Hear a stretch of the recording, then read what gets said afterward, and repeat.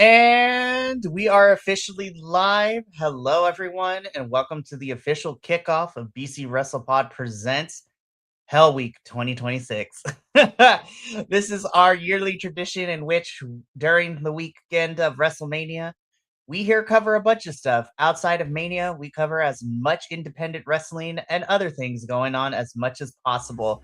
My name is Mikey, and of course, today I am joined by Andrew, longtime friend, longtime podcaster extraordinaire, and just really happy to spend some quality time together to watch GCW's Bloodsport 15. I'm excited, Andrew, to have you back for this one.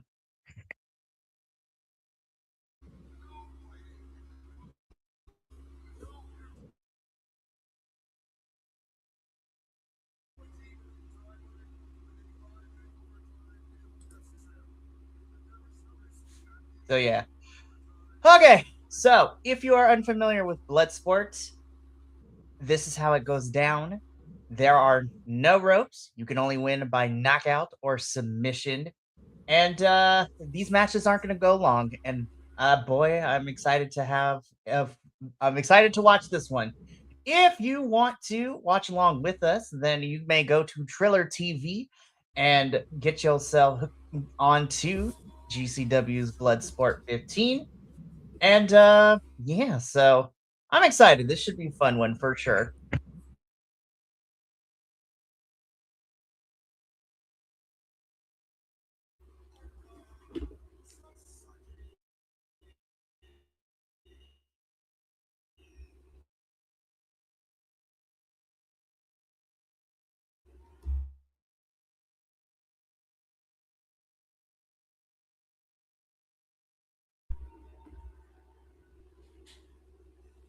It's Asian Matt Riddle. Heck yeah.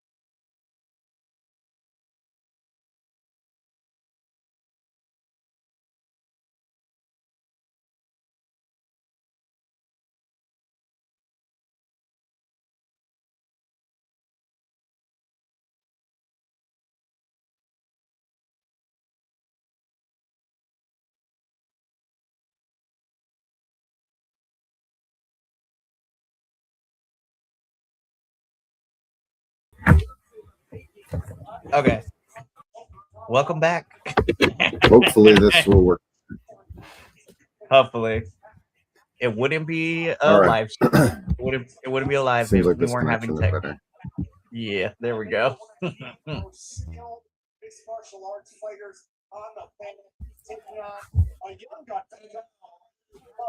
Well, I was hadn't had time to switch over to my new computer, so now I'm switching. Very, How's my very sound? fair. You're coming in great. Okay, cool. I'll actually switch to the mic and see if that makes it any better.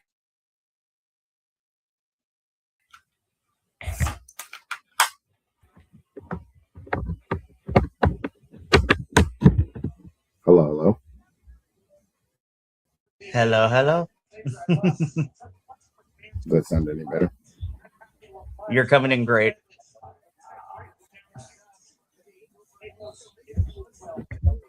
Cool. All right.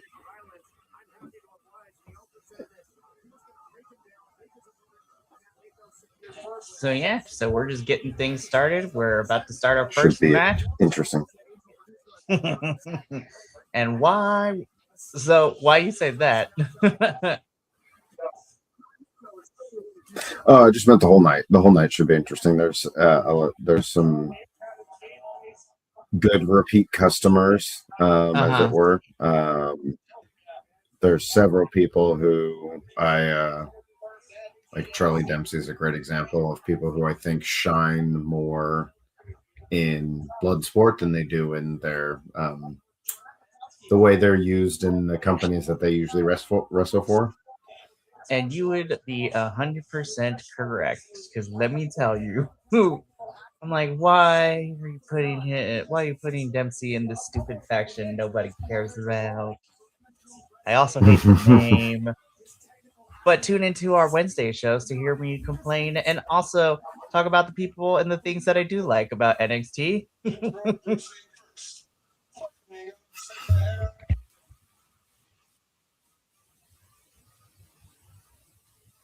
Introducing first, fighting out of Santa Ana, California, with an official weight of 220 pounds, Angel Bertusco.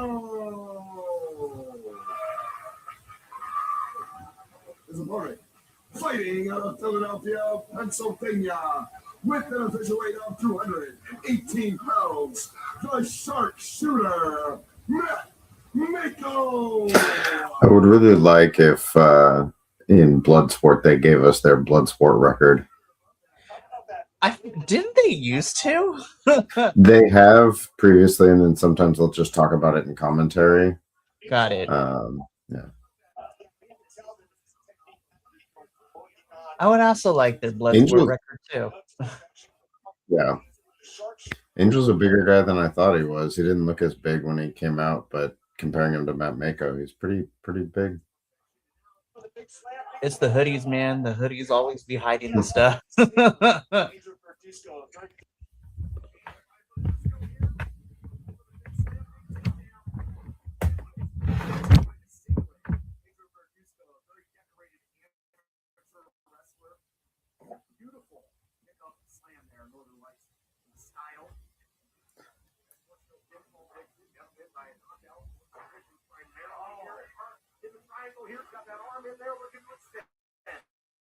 Yeah, beautiful inversion by Matt Mako, holding on to the wrist.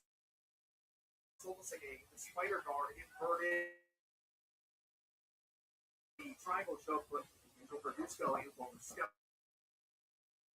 over and out, although Matt Mako controlled the wrist. Verduzco's like collegiate wrestler. It does sound like a collegiate wrestling name.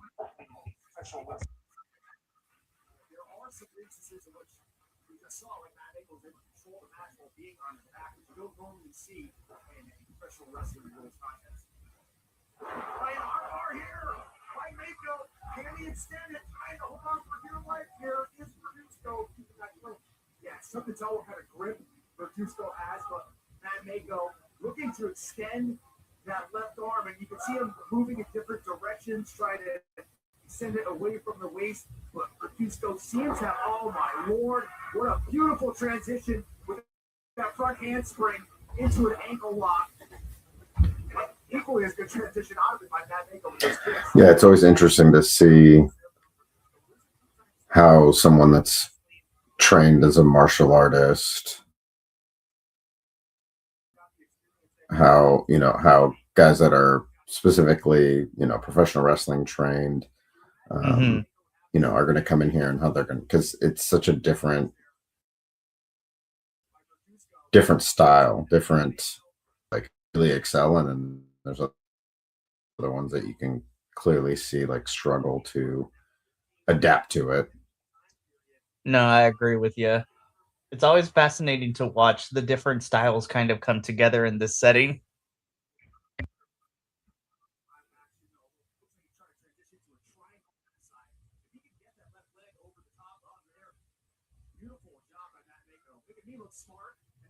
Whoa, whoa.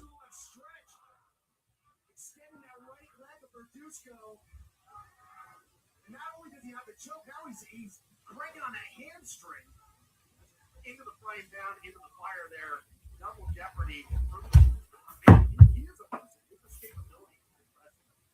Talking about double jeopardy. Bradusco getting out there and going to a leg jerk, and now he is on top. What kind of striking the grappler Bradusco has. Again, you gotta evolve your game when you step into war. I still think there needs to be some crossover between this and Ring of Honor's pure division. Honestly, I would kind of like to see that. Even if it was just like whenever there's a blood sport, we get to either see like the champion or at least someone that's like one of the top people in there. Like, hell, a good way to market it would be have someone that you want to be like a number one contender for that pure title come over here and like win a match, and then like use that as a look. I just went and won this other competition, like fighting competition. Now let me get a shot. Yeah. Or even if you wanted to showcase the champion too, like currently you still got Lee Moriarty, who I think is very fantastic to watch. And then on the women's side of things, Deonna Purrazzo would be very interesting in Bloodsport too. Yeah.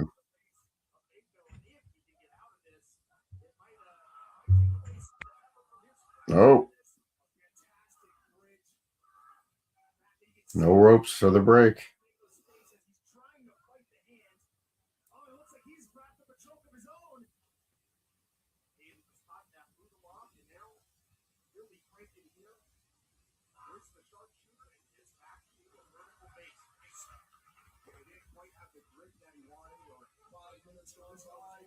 Oh, straps are coming down.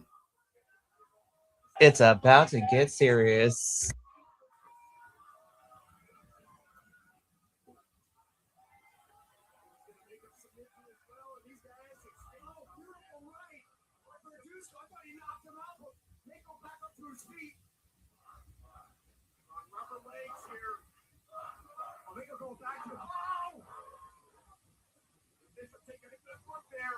Capoeira kick by Matt Mako.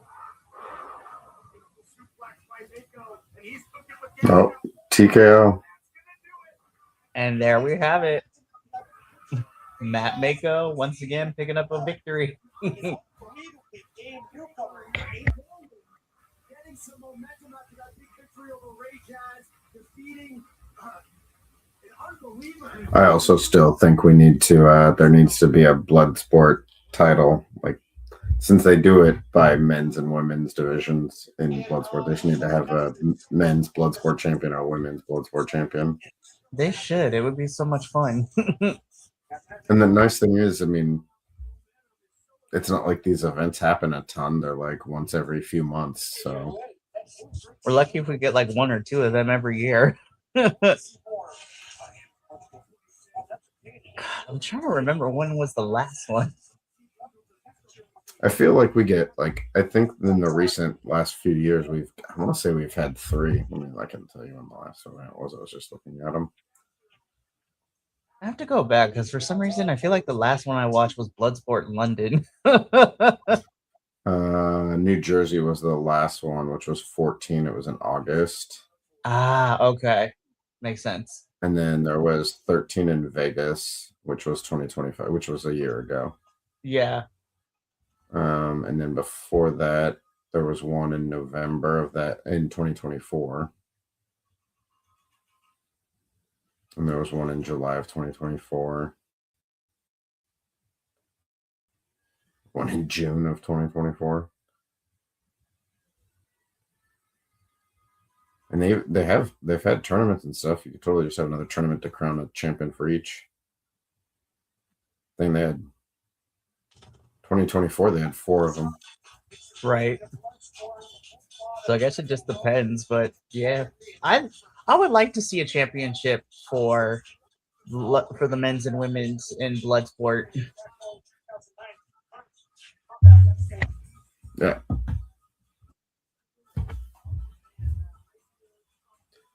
You could have fun tournaments, bring in all your like stack it with like half your regulars and then half the people that it would be fun to see in involved in this style. Right.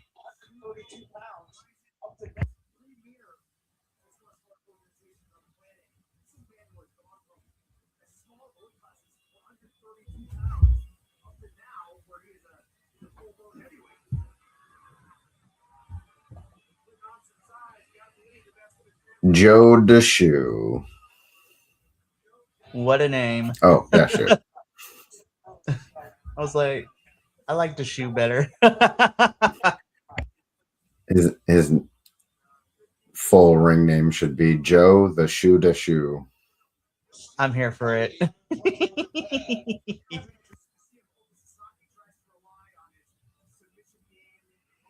God, just seeing these two guys in the ring, it's like UFC, early UFC, like 1 and 2.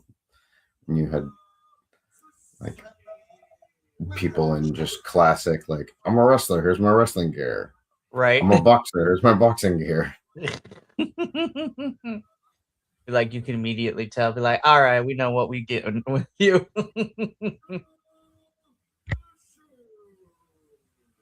Oh, hey, they just called him DeShoe.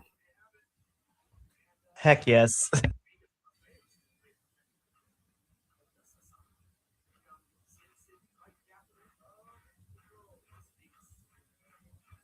Oh, sneaky guy.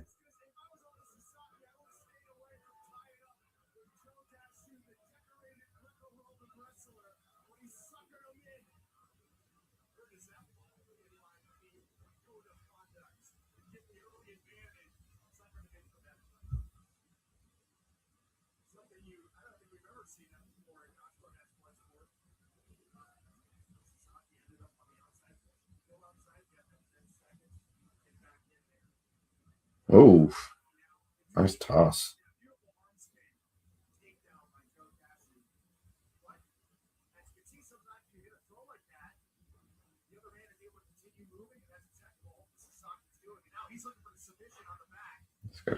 He's got a good scramble going on.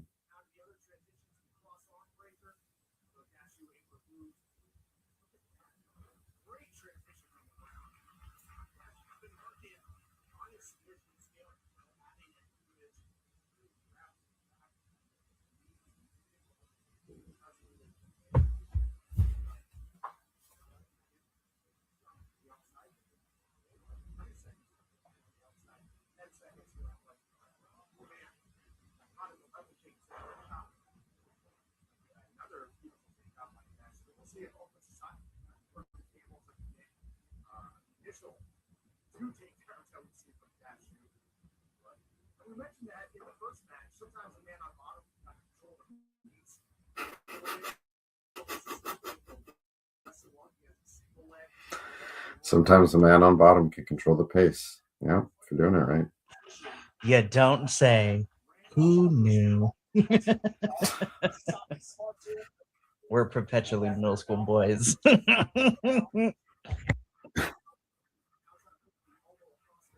me see here. There's some matchups we got going on. Oh, Neidhart versus Baszler should be really good.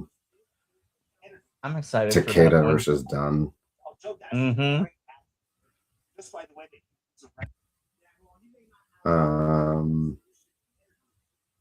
Be interesting to see Zack Sabre Jr. and Ray Jazz, just see how that goes. Right. And Thatcher and Dempsey should be good too. That one should be really fun.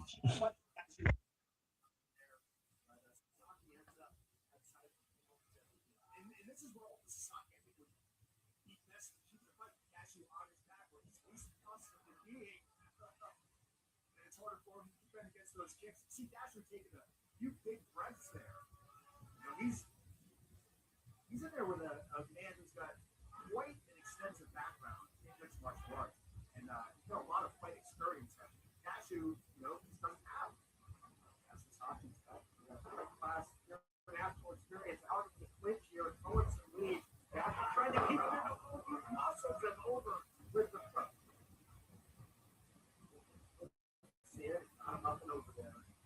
Put it into a great position. We say position before position. Arm triangle.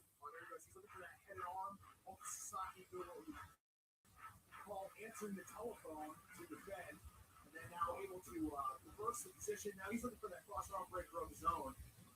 Dashu able to block his hand. Butcher's grip. Yeah, watching all the collective cards so far. Definitely, I like the space that they have for this one. It feels a little more like classic GCW space, Right. but bigger. No, I 100% agree. Definitely been like, God, it'd be so much fun to be there. Poor Alec Price, especially because they're at the Horseshoe, and that's that's my wife and I's go-to hotel. Nice. The worst enemy of all the talent so far this year is the stairs. Yeah. Poor Alec. When everything began on Thursday, because most of the time they don't have stairs. Right. Poor Alec Price, man, was on the stairs and then it just fell. Yeah. I was like, oh no.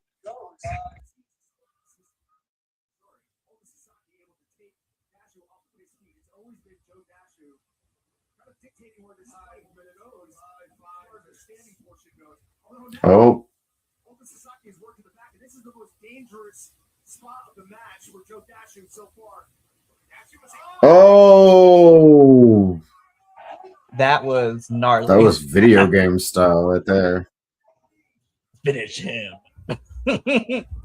KO.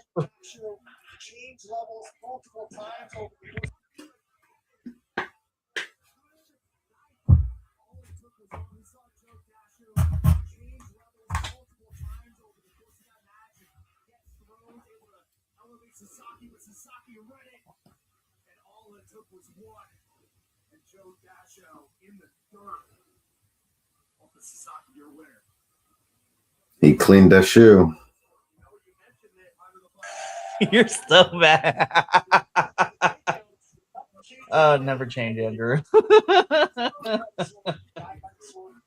Oh my goodness.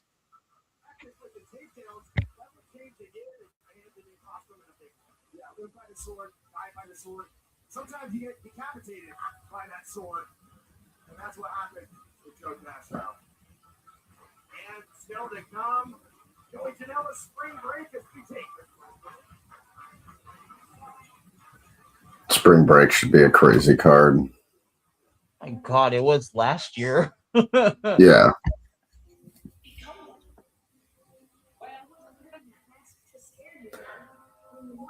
Although, I'll be honest, I know I might offend some fans and things like that, but do it. I'm not feeling the whole Sandman versus the Invisible Man for Sandman's last match. No, I mean, I'm actually kind of right there with you. I was just like, will it be entertaining? Yes, but as a final match, there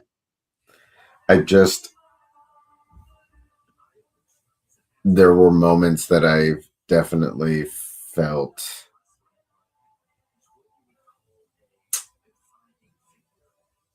not the best for him in the Sabu Joey Janela match. And so I think it's going to be like, I think they're going to plan it in such a way that it's going to be more spectacle than anything. Right. But just the idea that it's a very aged Sandman fighting an invisible opponent, I'm like, all right, let's see how you're going to do this. Right.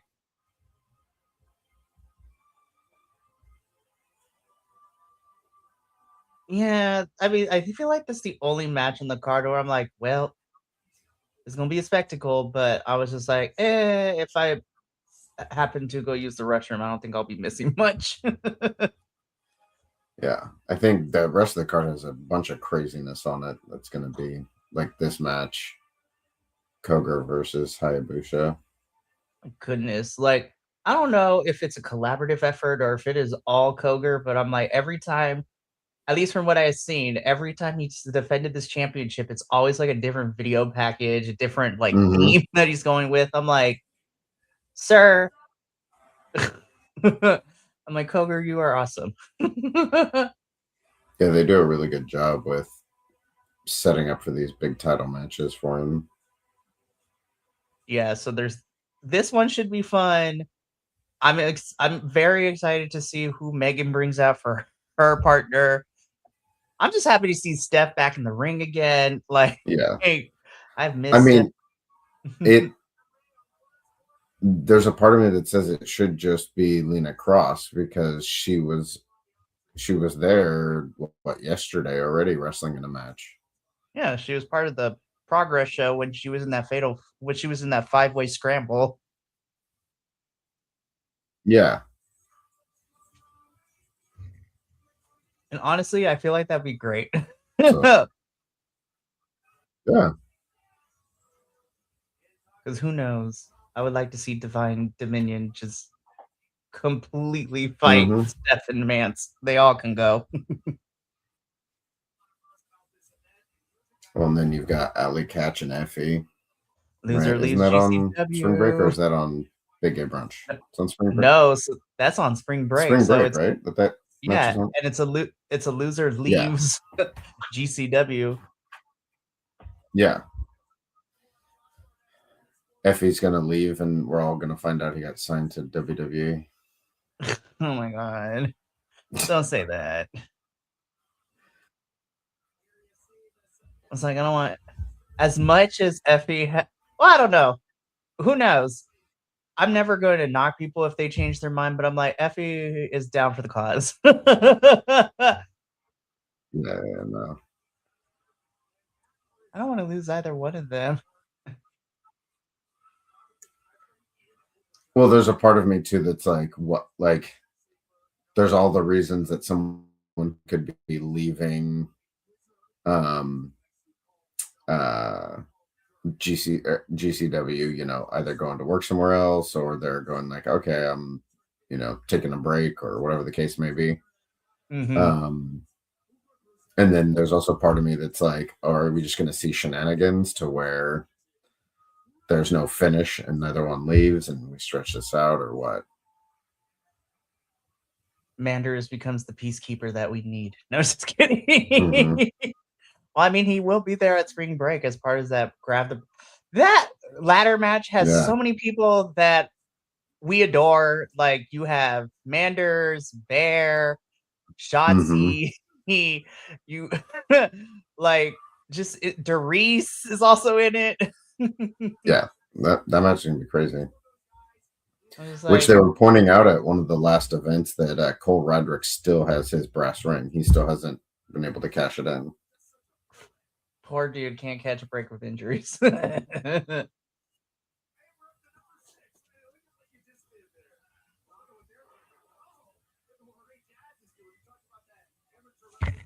have it saved because I'm like, why am I blanking on other matches too? I want to say, let's see, it's Big Gay Brunch. Speaking of Big Gay Brunch, I'm just really happy to see Nyla Rose back on my screen. Yeah, I feel like it's been forever. It really has been because America is, in the words of Beyonce, America has a problem.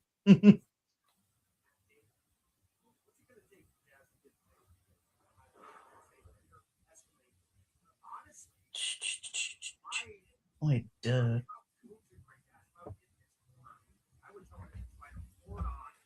I'm very excited to see how Janela and Mr. Brody Lee Jr. go. Yeah. I won't get into my thoughts about that until tomorrow or Sunday, I guess. Is that ooh scandal? No, I was kidding.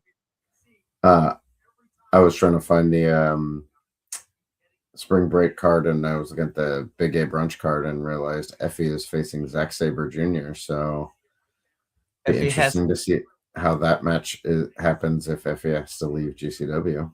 I know. I was just like, we should have had big gay brunch first, but that's okay. It's professional wrestling. There's always a loophole. Well, and technically GCW has had plenty of times where like they put out their cards and it's like so and so champion, like, world champion will be at this card, and then by the time we get there, that person's not the champ anymore. Which is fair. Let's see. So yeah, Janela and Brody Lee Jr., Sandman and Invisible Man, Loser leaves GCW, Effie and Allie, Atticus and Hayabusa for the title. Mm-hmm. Jungle Jack Perry and Marco Stunt versus KJ and Stackhouse. Mance and Steph versus Megan and her partner. The Grab the Brass Ring ladder match. And then, how did I forget this one? You have Busta in the Brain with Marcus Mathers versus the Rascals. Yeah. Good God, that match. That's also one where I keep going. Just make Marcus Mathers, Jordan Oliver, and Alec Price a faction, and just call that faction YDNP. For reals. And then if Cole Radrick is able to come back, he can join them. And I also think that Marcus Mathers should be the JCW champion, but he should. And I haven't seen anything of like however people feel about it, but I was just like, I haven't seen like anything as of late of like what's the status when it comes to his ID contract or whatever. Yeah, I mean, he's been wrestling a bunch still in GCW and everything, so, but I also feel like since the title had to be vacated, we've seen much less of the JCW title, even when Billy had it, and now Charles Mason has it. We used to see it almost every event was just like one of the titles that was defended in GCW, but I kind of understood it when it was Billy because, she's also wrestling other places, but Charles Mason felt like he was showing more up on GCW cards before he won that title. Mm-hmm. I think Ray Jazz is doing better in this than I thought he would against Zack Sabre Jr. Same, because I'm like, when I saw this card, I was just like, well, RIP. Yeah. Even in 2026, I still hold Zach as one of probably the ones that are still actively wrestling full time. I still think he's probably one of my favorite, and if not one of the top technicians that is currently wrestling almost on an everyday basis. Mm-hmm. Because I have to word that differently now, because if I say all time, people will come into the comments, be like, what about this person? I said what I said.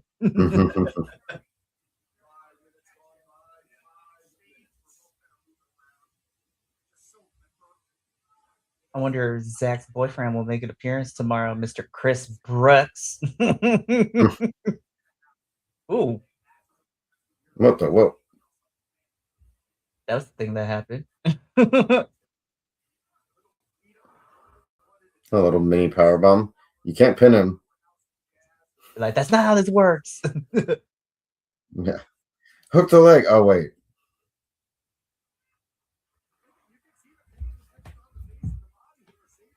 I will say, wrestling has brought me a lot of joy this week. Because the last couple of weeks, I'm like, this is what we're doing. All right, I guess that is. Whatever.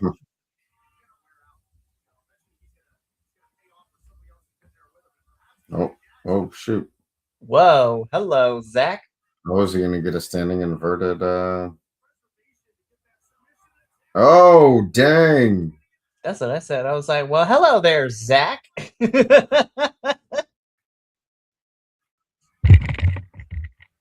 Wow.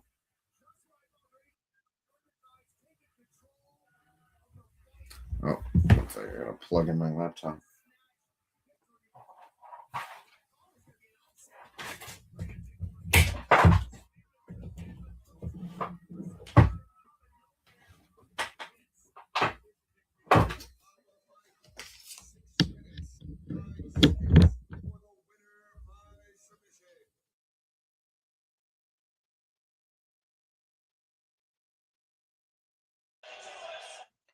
Zach continuing to have really great matches over the last month or two.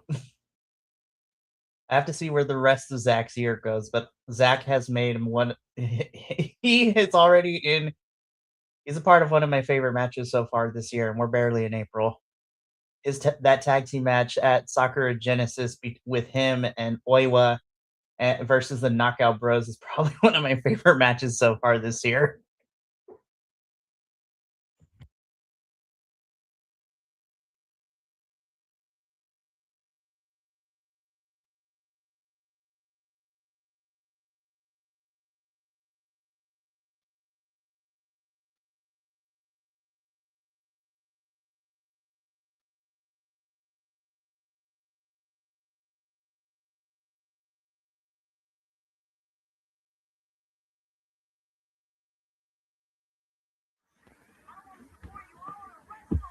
Oh, hello. Hello, I think I lost you for a second. Yeah, my what the hell? There we go. My I guess I wasn't quite fast enough to plug in my computer. Oops. There you are. I was like, I got the black screen of death. No.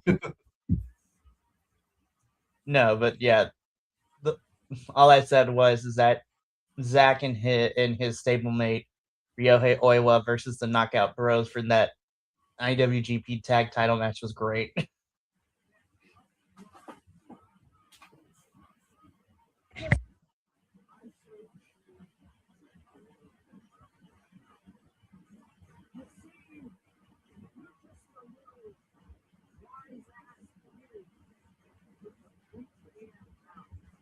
Oh.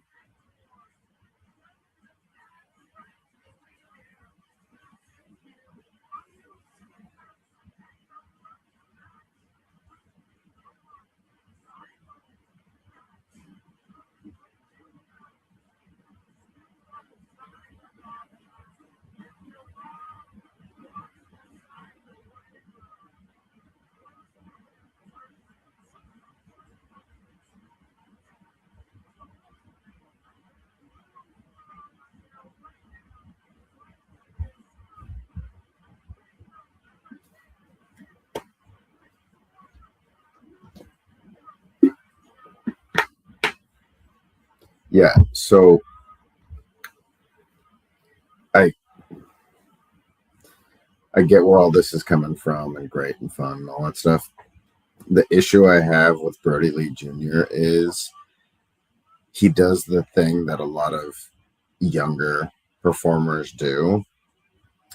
He smiles too much. Right. He does the like nervous smile, the like every situation that happens, he's like smiling. And there's a lot of times when he's like something's supposed to happen and he's like hiding his face because he's like smiling. Mm-hmm. And it's just, I get it. He's like, what, 13 or something? 14? Yeah. So, you can only expect so much, but it's just,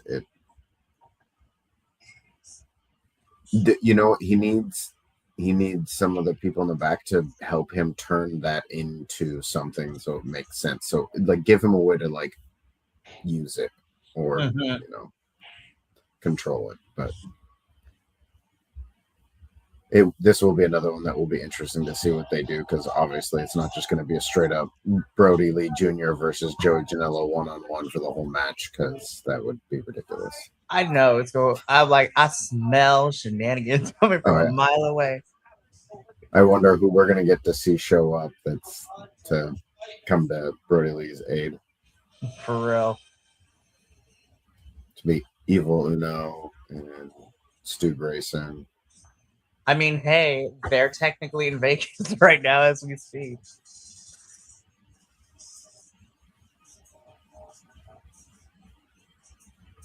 This one should be an interesting one. They've both had some good showings.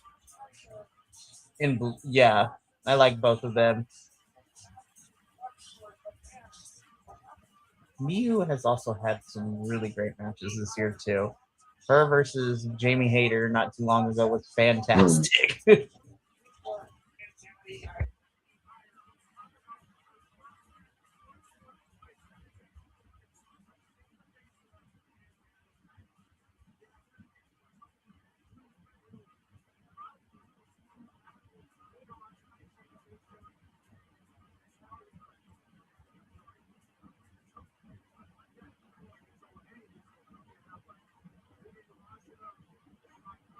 Natty Neidhart, the boat. God, I still hated that for hers.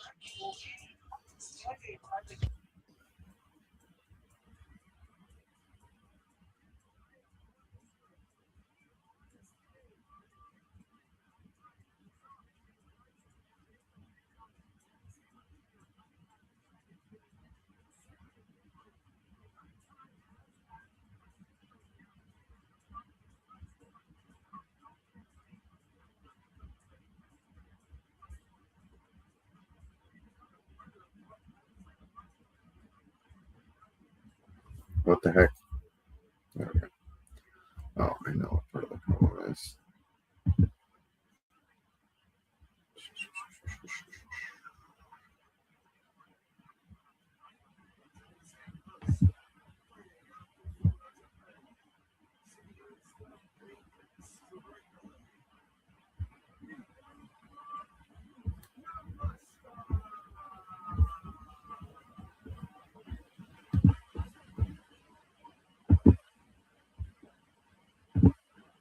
There we go.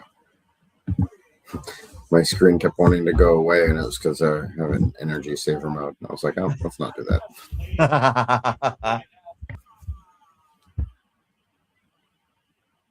Yeah, I don't think you're going to mess with Neo like that.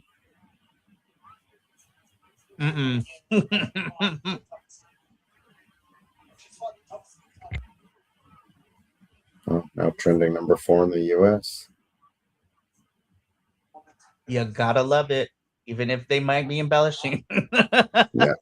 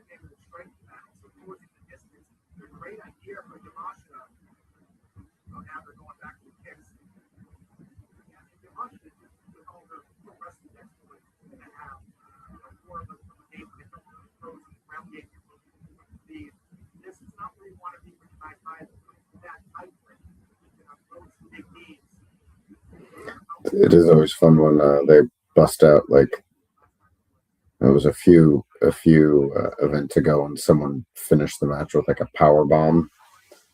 But when they like bust out the wrestling move, that just You're just like, yes.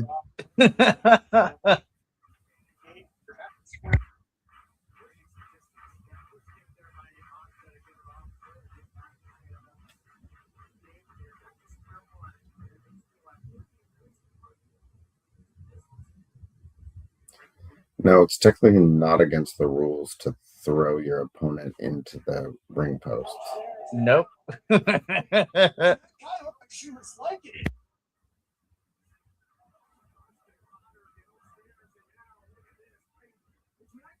She looked like she was enjoying it. She had a smile on her face. 50. If anybody would, yeah, it would be the 50. Now, I mean, she's going to end up back on top after taking a good bit of damage. But one of those arm strikes stuck through. This takes battle. 5 months to get it. Second victory. We're jumping this up here. So, yeah, they better watch out for the edge of the ring here. I thought they were about to spill out, but Watchalong shouldn't take down. He's in on a high crotch, single leg. That guy doing a great job of holding on to the front neck lock. I don't think she has a choke quite locked up. Now he's going to stuff the elbow and work behind. She's looking for a dragon. She's going for a dragon sleeper. Handful of hair there. The setup. There it is. And she's got her arms locked behind her back. Creating some extra torque on the sleeper. But Watchalong will work up to her feet. Oh, that's not great. No, what? Oops. Oh. Thought she was going to go for a backbreaker. Yeah, that's not good. You're not defending your head. No, you are not. Oh.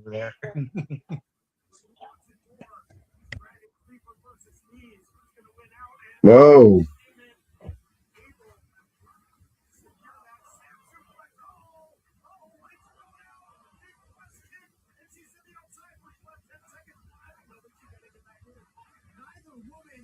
To give an inch on this fight. We see them fighting tooth and nail, life or death for the choke.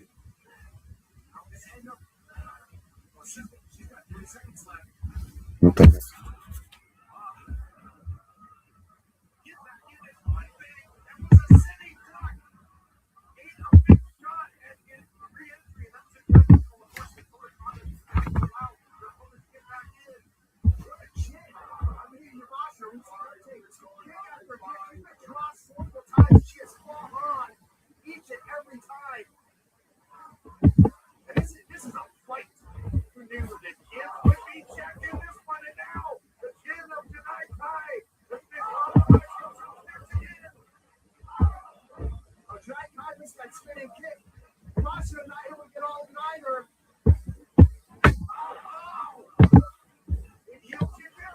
She's out. I'd say a walk-off angle, but he can't go up it right now because Yavasha feeling the strain of battle. Yavasha able to connect with that kick. And finally, after 2 tough losses in Bloodsport, she gets her first win, the heel right to the jaw of Janai Kai. We need to see both these women had great jobs during the fight. We need to see if Janai. Damn.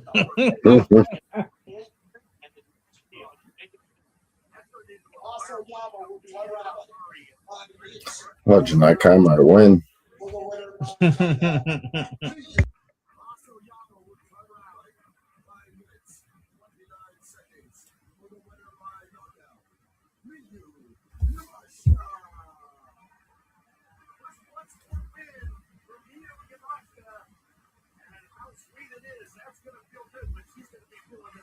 How sweet it is. Take a look at Yavasha's face. Hard up, black, blue is the big striker. What a fight. It came down to who had another voice in the chamber. What a shot. Big heel kick there by Yavasha. Gets the knockout victory. Back to the time for it for the gift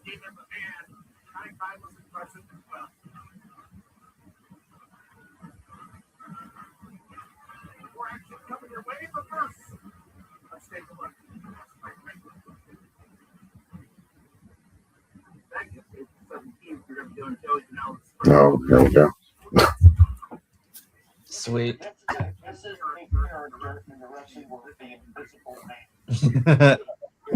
Gotta love the Invisible Man. Him and Stu Grayson went to war.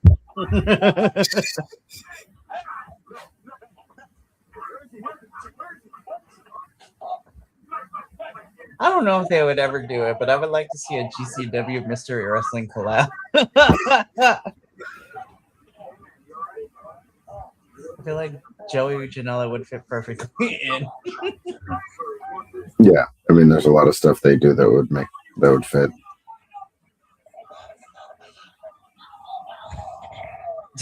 What the God. All right. I'm here for the campiness. It is what it is. The match itself is going to be whatever, but the vignettes are fun to watch. I'm not going to lie.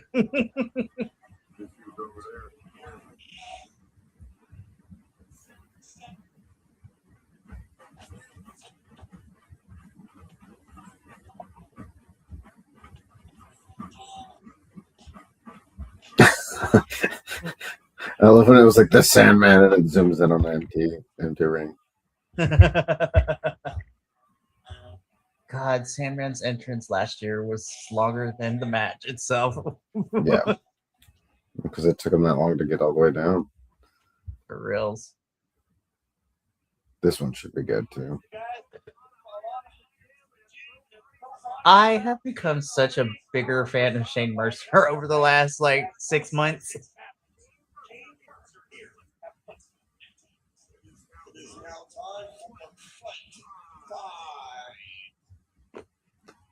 What is Royce Isaacs, the Rocky Mountain Gangster or something like that? The Sky High Samurai. That's what it is. I was like, gotta rep the weed, man. Oh my God.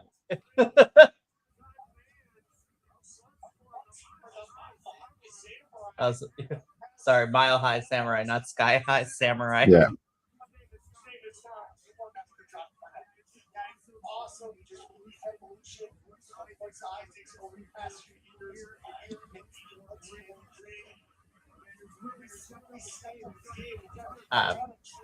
Pete the jacket, Royce. Heck yeah.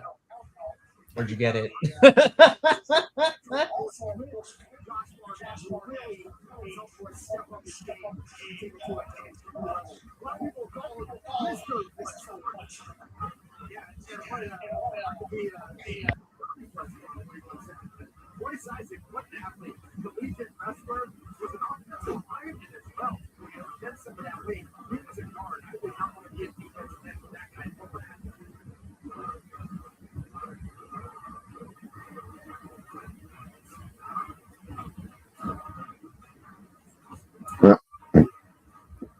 Someone in the hard cam line has got a I was there for Sting's last match shirt. Heck yeah. I can't believe it's already been 2 years since that. It feels like a lot less time. The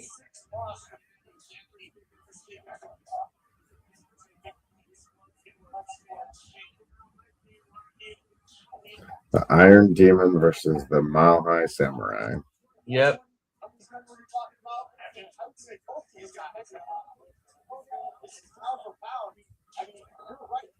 These guys are about 220, 230, 240 pounds. They're not small men, but they have an exponential strength compared to us normal human beings.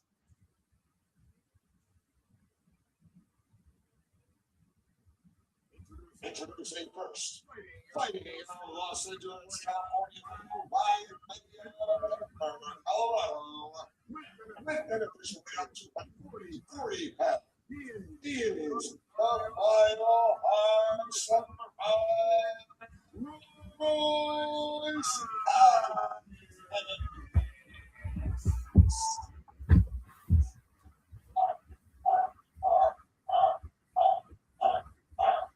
opponent fighting out of his own personal weight of 200. Never change, Shane Mercer. Never change. He is the demon. Shane Mercer. We have to by the kick demon. We have to by the iron demon. I was gonna say, I was just like, commentary team. Did we watch the same match?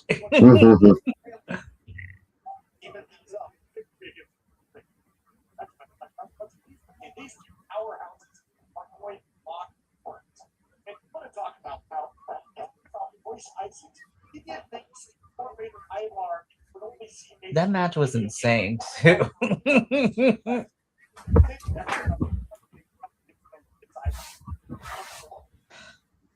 It really is unbelievable. It's no hyperbole.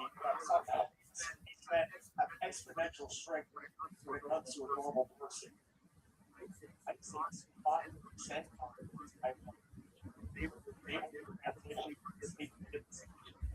That's out by high school. It's got this game and game. Yeah. See. What is happening? Is he going to rely on the ground game like making that advantage, or is he going to try to catch with strength against another man? Similar strength. You know, it's not very often running to somebody who's your equal. And is it a case where if your voice has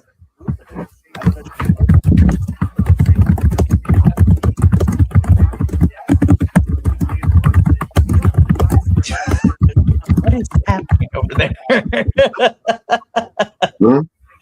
I just hear you hit the keyboard. I was like, what is happening? Oh, sorry. I didn't know if you would pick it up or not. I wonder if it's still just picking up that onboard microphone. Yeah.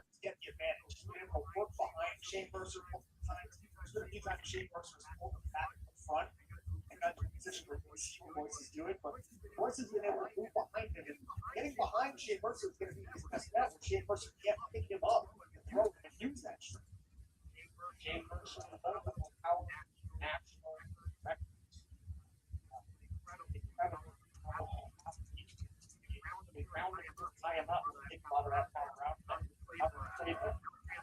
Oh, he's going for a heel hook.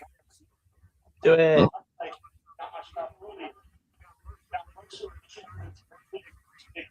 In Bloodsport, it's going to be tough against Mile High Stand. Well, if you're Royce Isaacs, you don't want to be the guy who's been on a roll in Bloodsport for the past few years. Give Shane Mercer his first pitch. Royce Isaacs loves wrestling in Bloodsport. Absolutely loves it. It would do immense damage to his psyche if he gets submitted or KO'd by Shane Mercer. 50 here, perhaps, and giving it up there with Isaacs. Going to stack up, maybe going to posture up and put some ground and pound here. Yeah, at least threatening the strikes. And Shane Mercer, think about it. He's really kind of kept Shane Mercer on the defensive the entirety of this match so far. Really measured approach by Royce Isaacs. Yeah, Mercer hasn't done much this whole match. Mm-mm. Working for the back, working for the choke. He has one hook in on the left side, but try to pull him back into the center of the ring. Actually, he's going to pay off with Shane Mercer. It looked like he didn't want to go off the edge and try to switch positions and lost the control. Mercer finds himself in the guard, now close guard, and striking off of his back. Some sharp elbows here. Isaacs, those will slice you open in a hurry. Isaacs is slicing and dicing. And absolutely, they're coming at an angle from top down where Shane Mercer couldn't necessarily see where they're going to land. But Shane Mercer gave a pass the guard of Royce. A little bit of a surprise, but, we imagine how much power and how heavy Shane Mercer feels on top.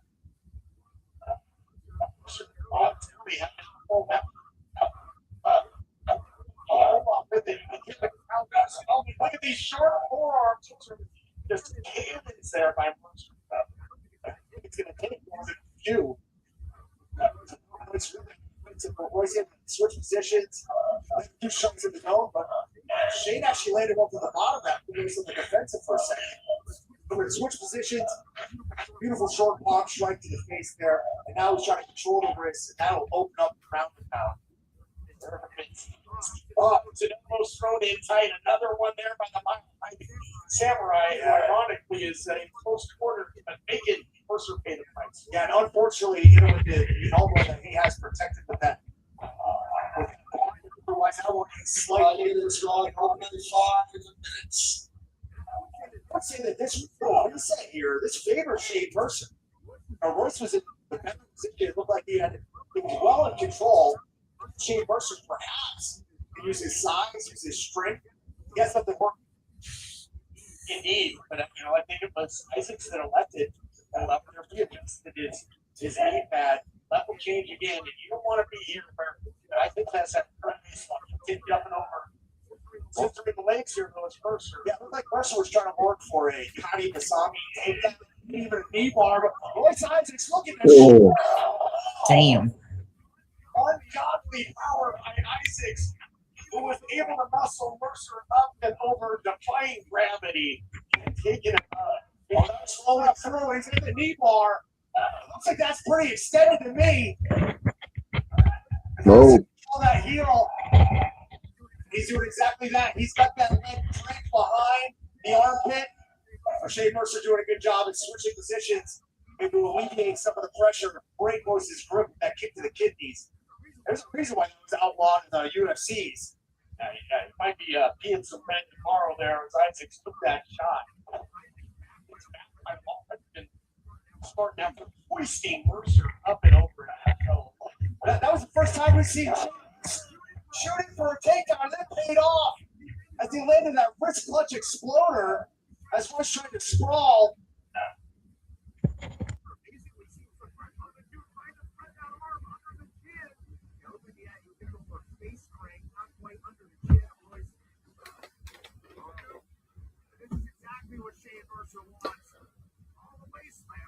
Oh. Oh my god. Standing moonsault and battery. Yep. By Shane Mercer, that moonsault and battery. This would be a huge victory for Mr. Bloodsport. Isaacs was in deep trouble, but continues to fight on here. He's got that blocked on. Some torque on that Oh elbow. no. Capture suplex. Ooh. Slam. Power slam. He's breaking down. Back to those elbows. 5 to 6. That's nasty stuff. No transition.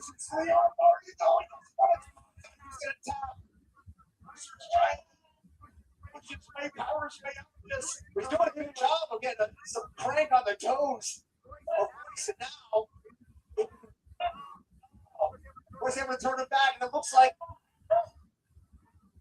It's out momentarily, but right back into the fire.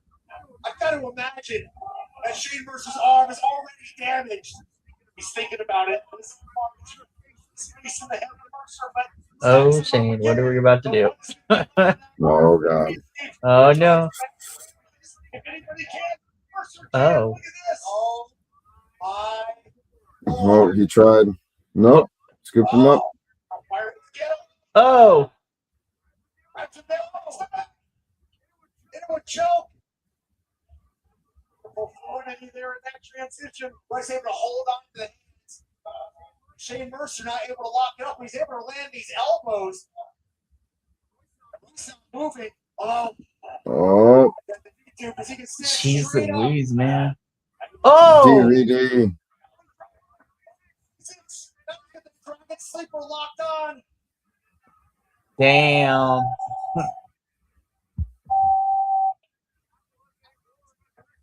Between two heavy hitters.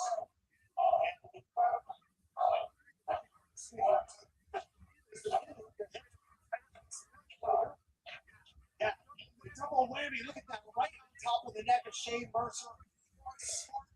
Go right back to attack it again with that dragon sleeper. And it wasn't even across the neck. It was less of a sleeper, more of a neck frame. Beautiful technique applied by Royce Isaacs to get the win. More things changed. They stayed the same. The Mile High Samurai get his hand raised again. Time of the fight, 9 minutes, 6 seconds for the winner by submission.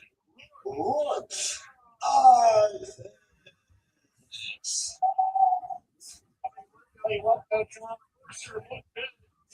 Hey, second. So once really put it together, the throw into the back of Isaacs. You know, some incredible action back and forth, but Isaacs is able to take down.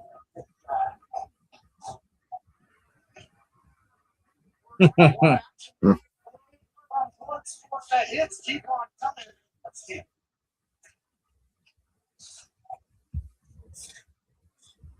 Who's next? Let us see.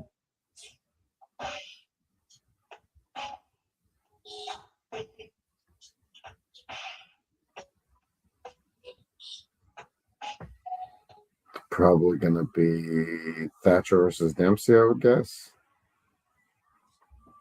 We shall see. Or maybe Dunn versus Takeda. Yeah. Thought they might have saved that one for a little later. There's only 4 matches left. Yeah, because, well, after this one, because Royce and Mercer was match 5. So this is match 6. So then we got 4 more afterwards.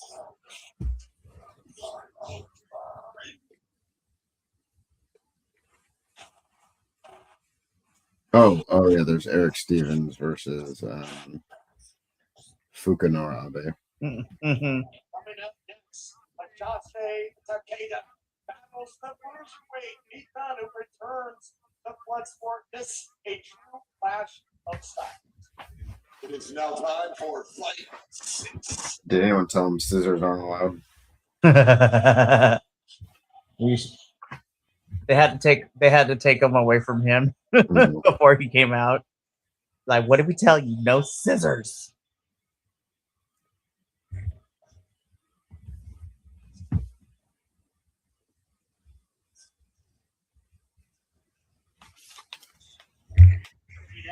Has Pete Dunne even been doing anything in his other promotion? Oh, besides being a luchador, working with El Grande Americano, not really. Wait, is he wearing? Is he? He's one of the 2 luchadors that is with Grande Americano. I hate it. It's Dunn and Bate that are underneath those masks. Yes, that is. I still feel this way, and I'm mad for a variety of reasons. As a Latino, I am very appalled. It's also such a severe underuse of 2 great wrestlers that have, for such a long time, been underused by that promotion. No, yeah, him and Bate have now turned into these caricatures of luchadors, and it's annoying. I can curse on here, yeah. I'm annoyed as fuck. I know Also, people that are for one promotion or the other, or whatever, say this a lot, but I wish Dunn and Bate had been able to be in AEW. There's a lot of, yeah, honestly, as much as I don't even want to complain. As much as I criticize you with AEW, where I feel like, listen, I love the talent you have, but we got to start rotating people in and out because you got such a big roster to do stuff with. But I would like to see Pete and Bate in AEW because they can mix it up with some really have some great matches and actually be used. Like, I know they kind of already did it, but can you imagine like Pete and Claudio? Yeah.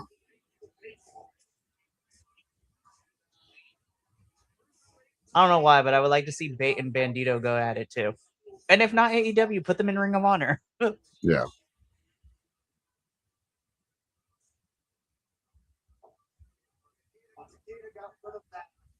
The other thing that makes me mad, and it's not necessarily Mexico's fault, but the fact that Grande Americano is so over in Mexico, I'm like, I can't be mad at you guys because you my peoples, but damn. Yeah.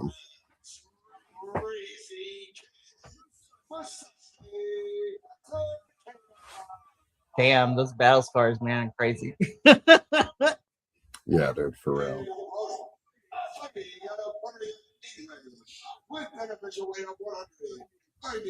Shit, Bait and Pete Dunne could have done some progress stuff too. Hell yeah. I'm just trying to them imagine like them mixing up with who we got right there now, like DeReese and funny enough, Simon Miller I think would be fun to watch the fight too.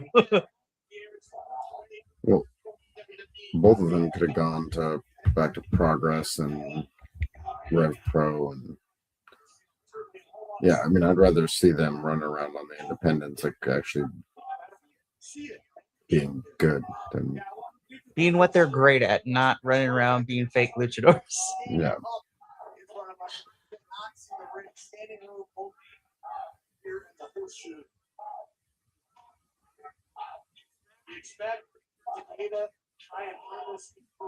I mean, there's a whole lot of things wrong, but that's one of the biggest things that I'm very upset about. Though sometimes I feel like a hypocrite because I'll still watch, but I'm like, I just wish that a lot of you talents that I like wasn't part of this company. Mm. Or and I had my issues with NXT, but I was just like, I don't know why, but NXT always at least makes me smile every week. Raw and SmackDown make me question my existence. And don't get me wrong, I have my issues with NXT, but I will say over the last couple months, I think they've taken some steps in the right directions. Like I love seeing Tatum as champion. Mm-hmm. I love seeing Tony D'Angelo as champion.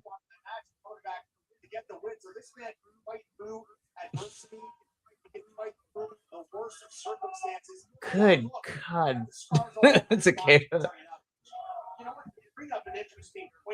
I just cannot not look at the scar, his deathmatch scars. It's like Dr. Redacted and Cyclope. For reals. Good God.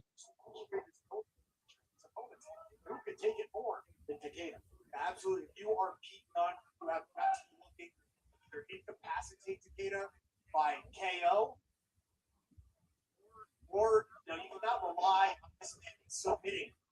I just also remember when Pete Dunne was like, he's certainly not going to quit. Especially when he was in NXT, he was just like, I miss the bruiserweight version of him. Yeah. I miss the bruiserweight version of him. Yeah.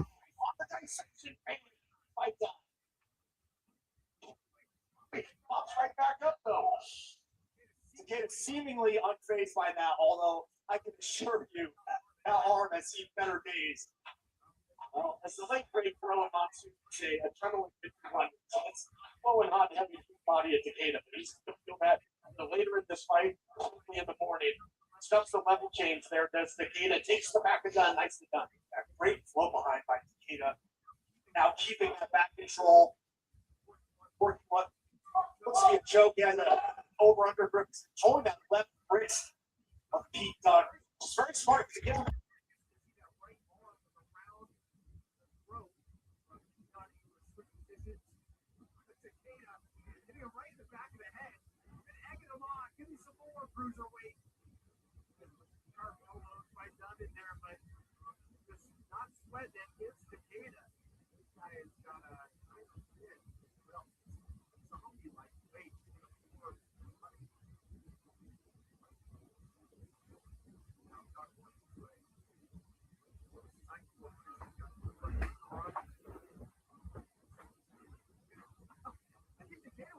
Those fingers trying to get him to go for it. Look what happened. He sucker him in. Made him think about it. Paid off with it. That was an instant I thought, but he's not able to take the toe.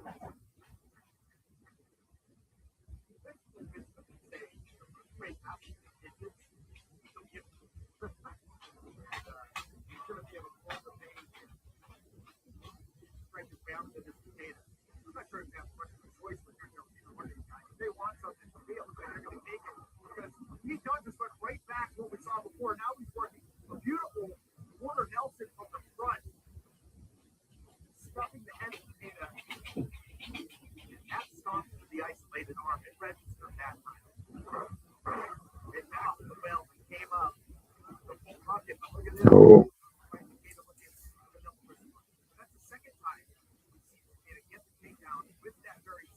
Trying to get that Kimura. His shoulders are down. Count it.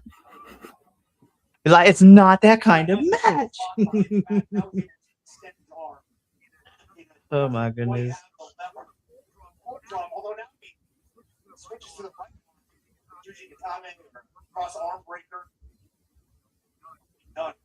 Great defense. Transition with heel hook on that left leg. It doesn't capture the hips. Control both legs or maybe get his right leg at a time. With the big size, it really wrench on this leg, but again, it dragged him into a striking battle, made him think twice about submission. Oh, he says, get up. I'm going to give him one. And it is a jam the spot jump here and there at 10. Yeah, the knee spot for a little bit there could put you away. It's turned into power slap. Yep. It was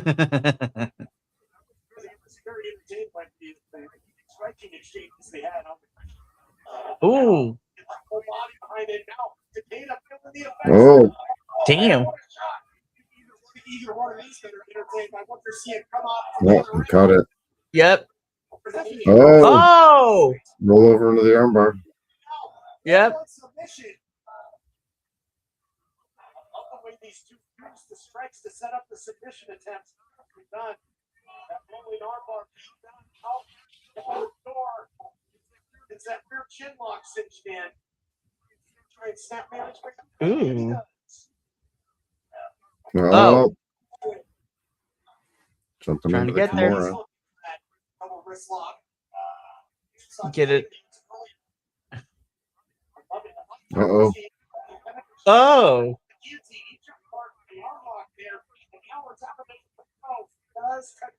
All right, Takeda, I see you. That great exploder suplex almost threw him right out of the ring into the crowd. He's on one. Now, heat gun. No doubt for one of those slaps. Hey guys, they were exchanging strikes. Looks like they're rolling. Each give a little bit more. Close there. Going to the outside, I'll tell you, you saw the fire in the eyes is done. Looks kill. We'd all be pushing up daisies, man. Incredible intensity here. Oh. Oh, one shot. The mouth guard came out. 5 strikes from Dunn, answered back by 1 from Takeda. Oh. And Takeda's mouthpiece came out. Mouthpiece is out. Yes. Takeda smiling. I agree, doggo. Mhm. It's crazy. I want more to jump into the mind of Takeda. That is a scary, scary place. These guys are taking Damn. here. Again. Oh. Oh. Goes for omoplata. Nope. Knee to the. Oh. Oh. Might be. We are very close. Close for the referee at fault. Joint manipulation. Oh. Triangle choke with the elbows. Elbow after elbow after elbow. Oh, you can eat elbows and the right here in Vegas. Joint manipulation is full. Takeda's pain tolerance is being tested here. Oh, Takeda. He won't. Oh, Okay. All right, Mr. Peter Dune. I see you. I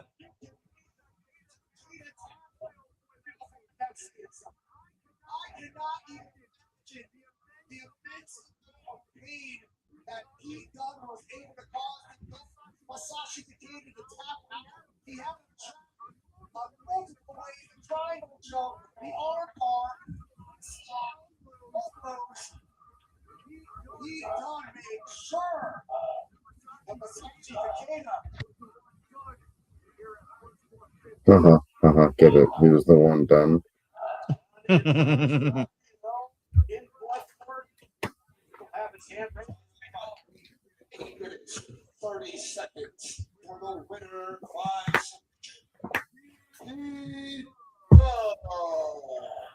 All right, Pete. You can see frustrated near the ankles. Dang, look at the broken blood vessels on Pete Dunne's neck. For reals. Oh, See at least something in the crowd appreciate that. All flag is use those digits. It's the same man that was freaking on. I wish this is the version I see on main roster. yeah. Well, I say that for all the time when we get WWE folks coming to Bloodsport. I'm like, this is the version I want to see.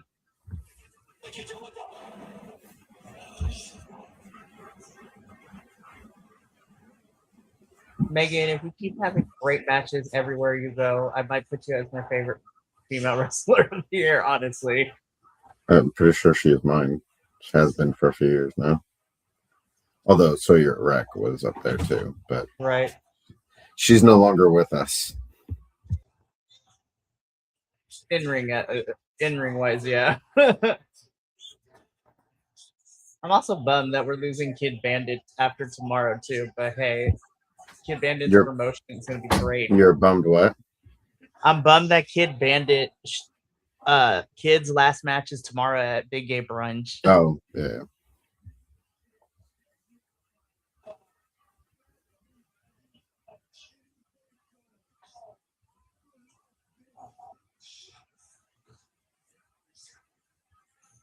Just bring your tag team partner Lena so y'all can destroy Stephen Mance. Mm-hmm.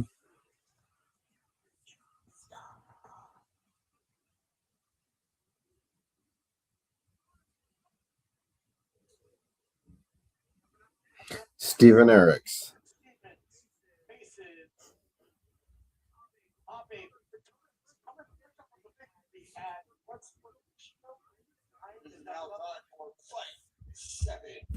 Seven.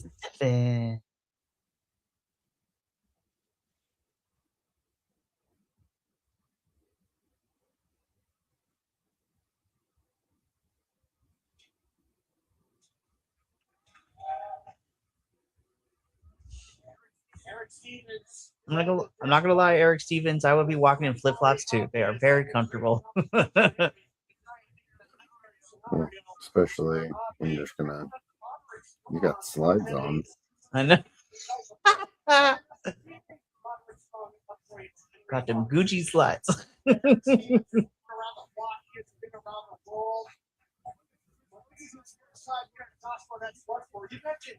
Rayo Americano and Bravo Americano.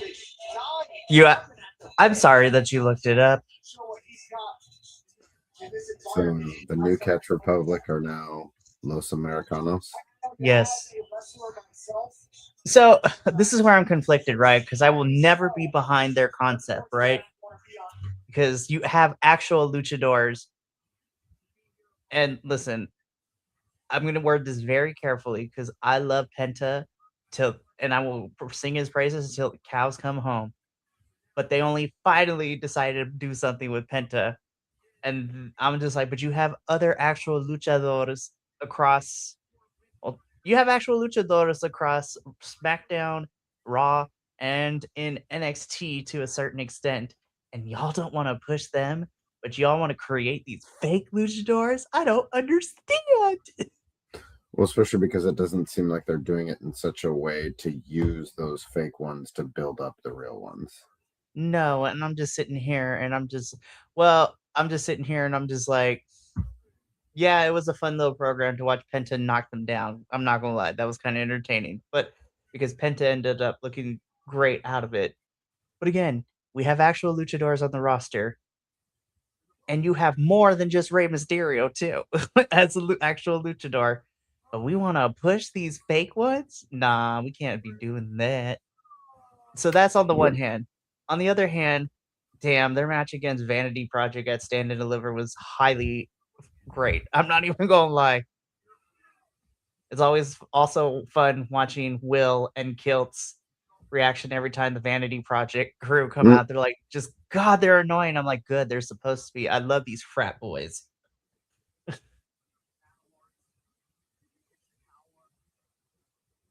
was like, their character is annoying, but they are really great in the ring. Yeah. Incredible condition. He's strength and conditioning well. It's like he's been living in the gym. Tied up, getting down early, going downstairs. Yeah, it looked like he was going to go for a different roll. I really hope they next Tuesday they give it time, because I'm actually really looking forward to Zarya's and Soul's last woman standing match. They're going to get a solid 6.5 minutes. God, don't say that. And that's including the entrances.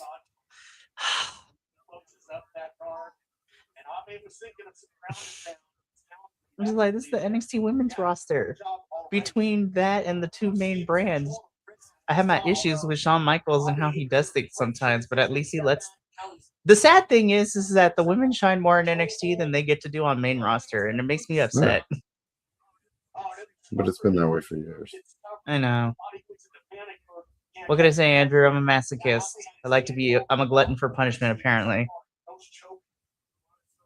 I don't think it bothers me as much, though, because you see all the other things that I end up watching, too. So I'm like, well, that's a bummer. Let me go see what the Independence is doing really quickly. I blame you for this. I'm just kidding. I'm really happy that you introduced me to GCW, because then that was the gateway to everything now. Yeah. Yeah, I've been since trying to catch up. Like I was telling you, I've been not just like GCW in progress, but I've been trying to catch up on the last few events for like Rev Pro and WXW. WXW is a lot of fun to watch. I'll watch it occasionally. And then I gotta blame our new co-host Betty, who has introduced me to the world of Eve, Battle Girls of Riot. And I'm just like, good God, Wrestle Queendom is probably gonna end up being my favorite show, honestly. I love Cowboy Way, one called Manser, and oh my God, just blanked on his name. I know who you're talking about. Shire. They're everywhere. They're wrestling regularly in Rev Pro and WXW and American promotions. Like, they're all over.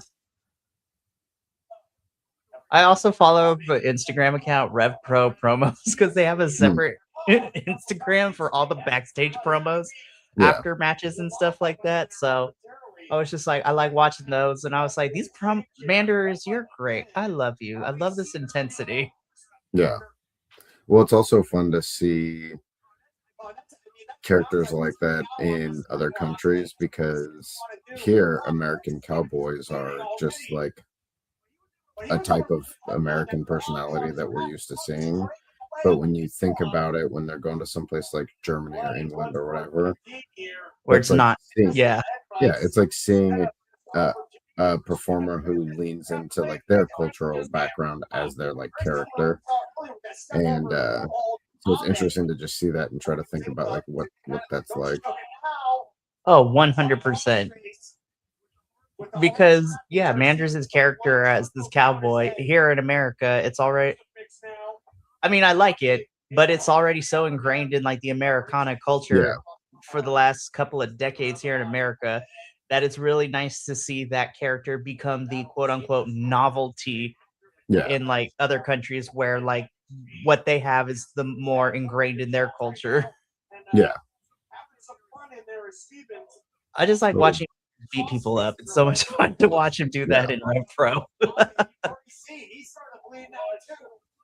Oh, we got blood everywhere. Nice. This is nasty. They spraying blood like a geyser up in the air from the crossface of the Barrett Stevens. And I don't know if Abe's with us. He might be choking on his own blood there as well. And just paying the price here. Looks like Abe to the eyes of Barrett Stevens. Hey, what's up? That's got to be illegal, right?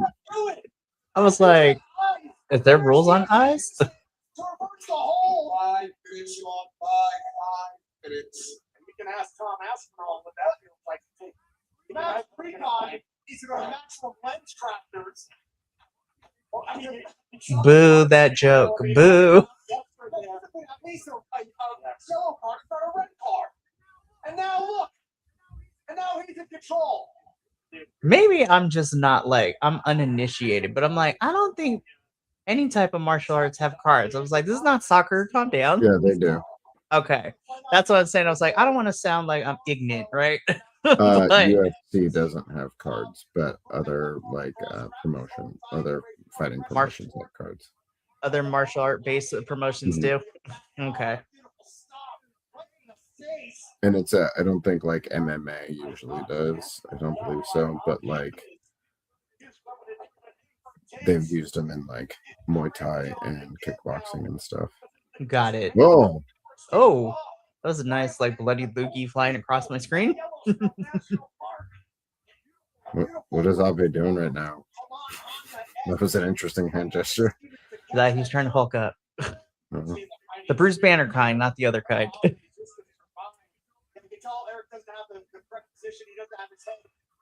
Sidebar, I've been really enjoying Snap. Oh, good. It's just nice to open it up like when I'm at school during my prep periods after I finish grading. I'm like, let me just play a match real quick. Damn. Yeah, it's nice because it's pretty quick. He just headbutted him out. Crazy. And it's so easy to do. It's just like it's not a big learning curve. It's just like, ooh, these cards look cool. Let's put them together. Well, and then as you play through, they they'll have different sets that will come out. And then obviously those sets work together, but then they'll work with the elder cards and stuff too. Mm-hmm. I currently have a Black Panther deck going around, and it's been really fun to play. Nice. Yeah, we'll have to get together and play a couple hands. Heck yeah. I'm going to lose, but it's going to be great. Some of it depends on draw. Yeah. Gotta love RNGs sometimes.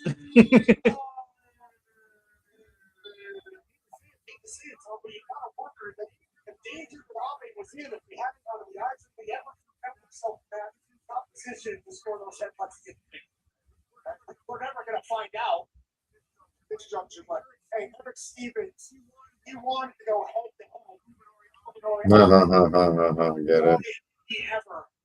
Fire this commentary team right now.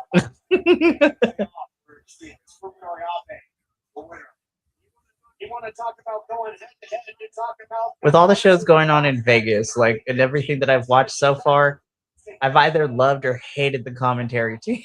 What was I listening? Oh, it was World on Lucha. Veda Scott was one half of the commentators. And it just reminded me how much I like Veda on commentary. Oh, she's fantastic. And when she will do some of the commentary, like for the big Arena Mexico shows for CMLL, and she ends up always usually on the English commentary team for those watching on Triller. I love Veda. Her and her, partner / husbando, people Mike Bailey. I'm like, I love these two wrestling nerds. People on commentary is also a lot of fun too, because he actually knows what he's talking about, and he's just as excited fanboy like the rest of us.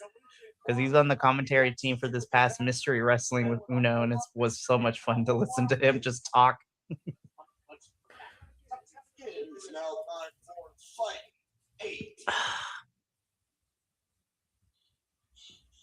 Three more. Tres. Will's favorite wrestler. You know what? Surprisingly, Dempsey has grown on him, but yeah, he's not Will's not the biggest fan that Dempsey is part of Birthright. Still hate the name, and I hate the concept, but whatever. It's like, we couldn't just let him be a singles wrestler. We had to keep him in a faction. Okay. Well, that's what you do when you don't know what to do with people. Ugh. At least Miles Bourne freaking has a championship. I hope the next one up is Tavion, because I love me some Tavion.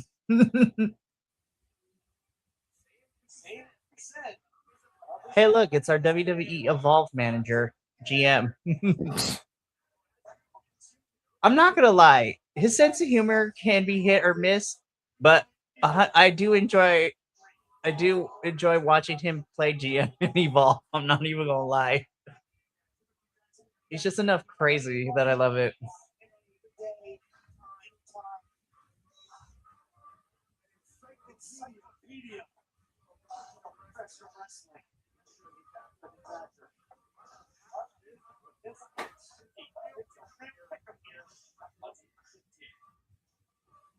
I know I miss them in progress, but I'm also really excited to see Mike D on my television screen every week now. What's his name now? I just saw I the hate other it. Dorian Van Ducks. day. Yeah. I hate it. I mean, but I always hate the name for him. And then I hate Starboy Charlie's name too. Yeah. I just hate when, I mean, I get it because they want to copyright and control everything and all that stupid But you stuff. couldn't make something cooler. But yeah, because I always feel like they came out of random name generators. But it's like these people, especially because they're getting them because they're like, oh, these people are popular on the indies. Let's get them. And it's like, just let them use their name and like stop. I know. It is ridiculous. I guess it depends on who they get creating these things because like I hate those two names, but I don't necessarily hate Rain. Well, I mean, Rain. Nothing will ever be better than Rain Leverkusen because that's just baller. Yeah. But at least it's close because it's like Lizzie Rain, and I was like, hey, there's a lead singer of a band that I like named Lizzie, so I'm like, you kind of get a pass. And I'm not upset about Elio LaFleur either, so. But 6 months, man, he's out on injury. I'm like, damn it, no. Why Ahil Blanc? Why?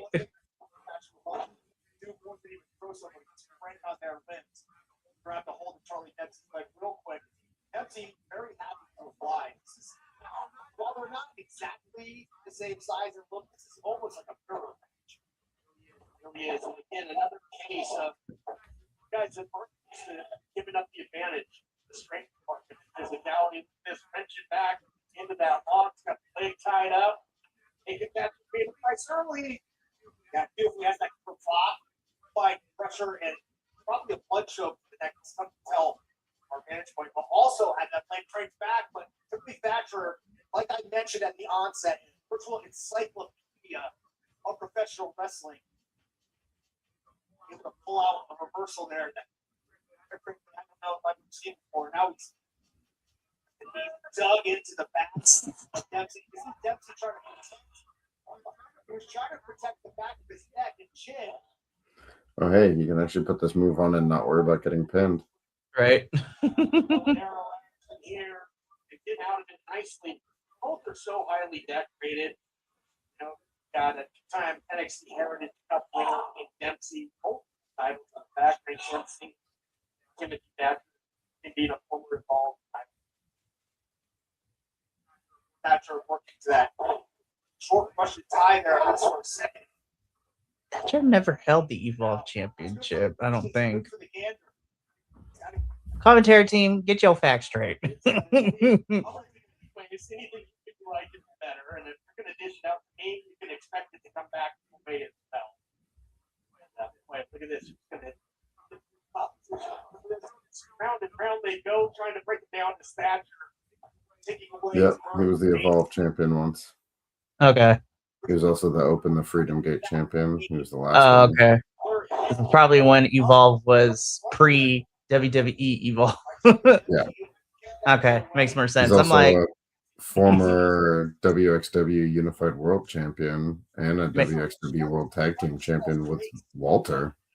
Damn. Timmy Thatcher over here having a career. He is the former Iron Man Heavy Metal Weight Champion in DDT. Nice.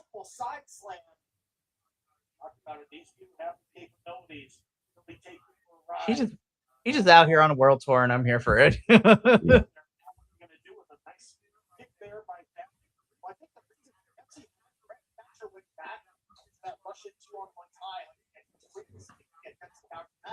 Pepsi had it ready for it that time. So now, as we see so many times, it only takes one grab of a wrist one small control point for either man for reversal position. Patrick, but Dempsey almost like reverse position by grabbing the cross with that cross face. Now Patrick's got that arm isolated. He's got the feet done.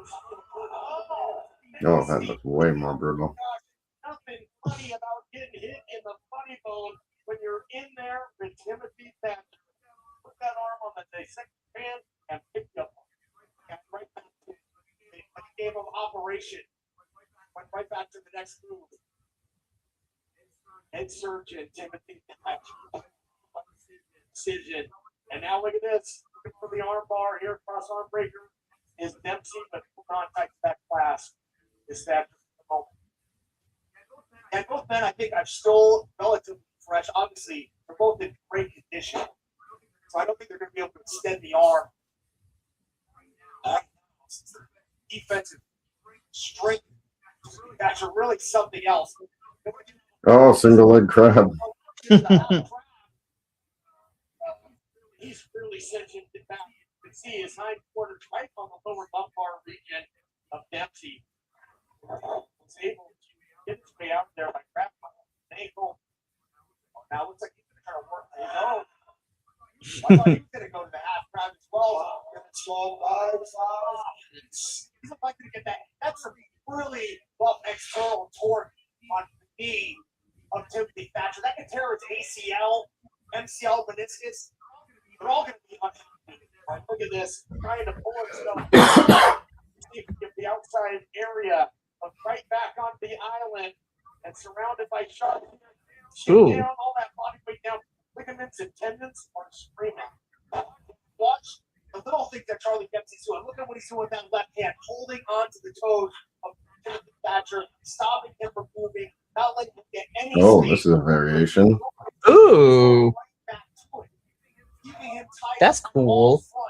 Not giving Timothy Thatcher a chance to get and escape. No, stuck. Thatcher able to grab onto that wrist, create some space. Ooh. Transition to strikes. And now, man, this thing has a covered beetle. To get real explosive really quick. Take a leg kick that by Dempsey. And now some more shots. Man, look out here. We're talking about Government City. Ooh. So far, Charlie Dempsey's really controlled the takedown game. Oh, He's able to kind of overpower Timothy Thatcher in some situations. Yeah, but how much did Dempsey? I was going for an Americana. Mm-hmm. Not able to do it. That ended up getting opposition despite the incredible game of Dempsey. Oh. Body was not meant to bend. Oh, Ooh. Neither of his body is meant to bend that direction. I'll tell you that much. oh, nice. Got the headlock. Going for the Kimura from the top. Now, control of the head. If he can get that knee on top of the left arm of Thatcher and break that grip, he's going to have a good shot. There he goes. There it is. Let's see what you can do, Charlie. Come on, Charles, get it together. Oh. This time we want to be where Thatcher's going to leave some depth on the butt. Look at this. Some incredible forearm jumps from his back by Dempsey right back into that single leg grab. Get from above, get from below. I don't want to be in there with either one of these guys if they're throwing blows like that. All right. The time that Thatcher has wrenched into single leg. I'm going to have to head out. Yeah. It was nice having you, Andrew, and I will see you tomorrow Tomorrow morning. for Effies. Woo! All right. All right. Hope the rest See you later. goes well. Later.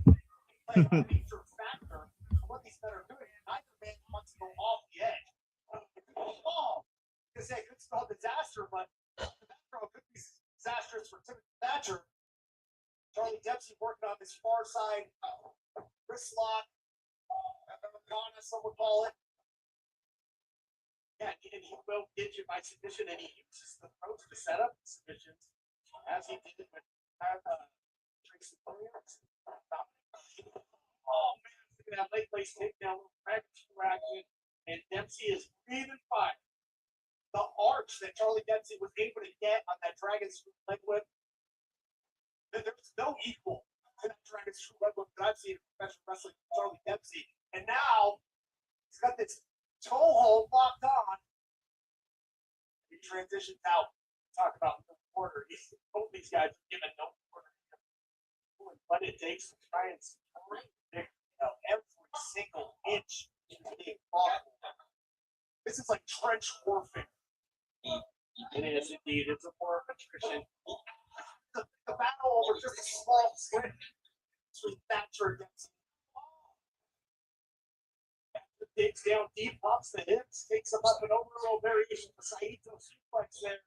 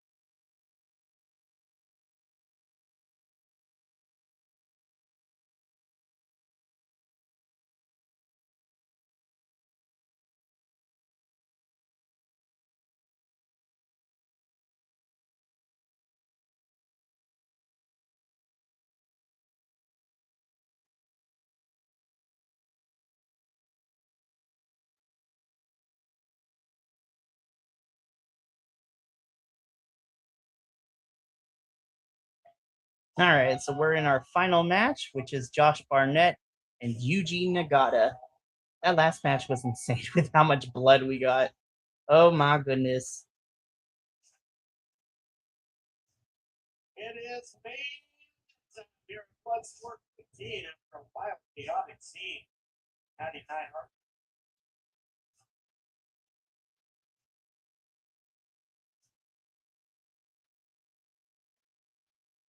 It is now time for the final fight.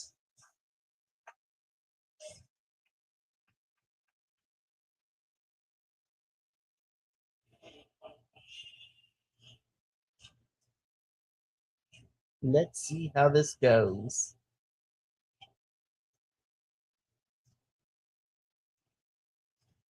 Are we playing Pirates of the Caribbean in this song? What the heck?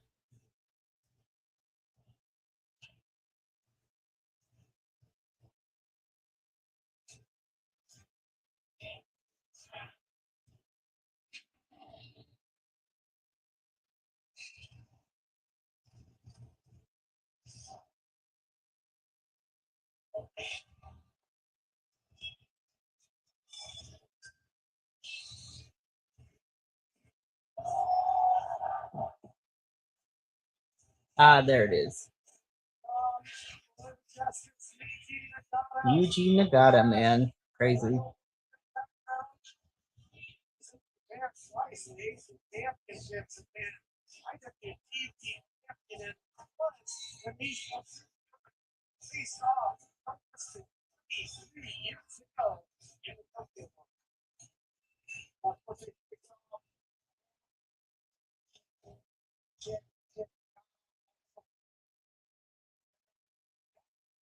Champion, Noah GHC champion, All Japan Triple Crown champion.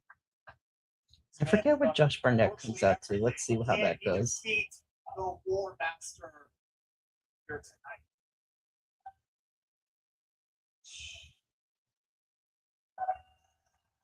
Is the task at hand for Yuki Nagata. A tall task at that. Because when these face up,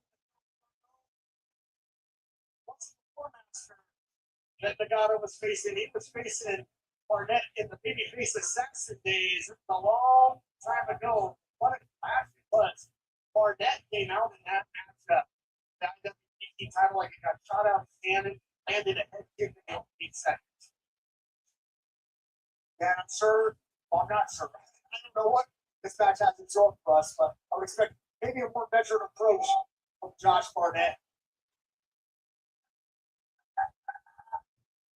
Sometimes it's will too much pays off, but Intro into the first fighting out of Kawasaki City, Japan, with an official weight of 100 kilograms.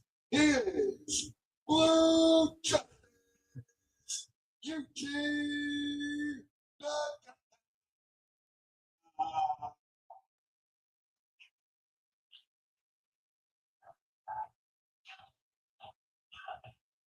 His opponent, fighting out of Seattle, Washington.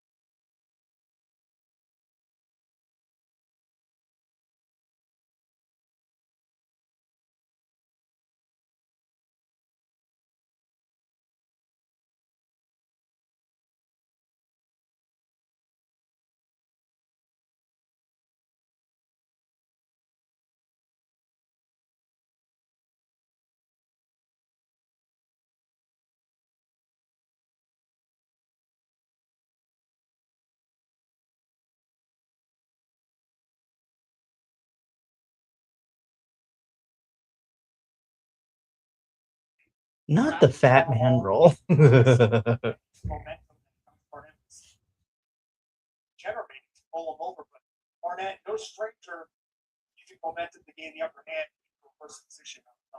Barnett just such an opposing figure, so big and strong. Got it. Most people equal. You have a good chance that cross line. That long shot to go. Barnett doesn't want to stop this game. And Barnett had a great guard pass, the open guard, but Gigata to get an underhook. Josh Barnett play it, reset. And traditionally, Gigata was the advantage in this situation. Switched up. Nagata was almost at the Olympics for Greco-Roman wrestling. Still a very good amateur wrestling coach and coaching champions across the country. And talked about Josh Barnett, the web and CNNA in California, just coaching some incredible combat sports athletes as well. He talked about Henry Hendricks lined up for the UFC bout. The opponent certainly didn't want any part of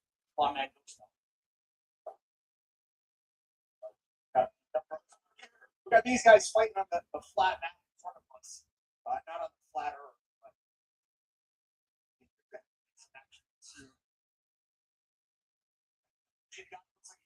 The cross arm breaker, I thought maybe going for short arm scissors, but Josh Barnett able to get out and take the back.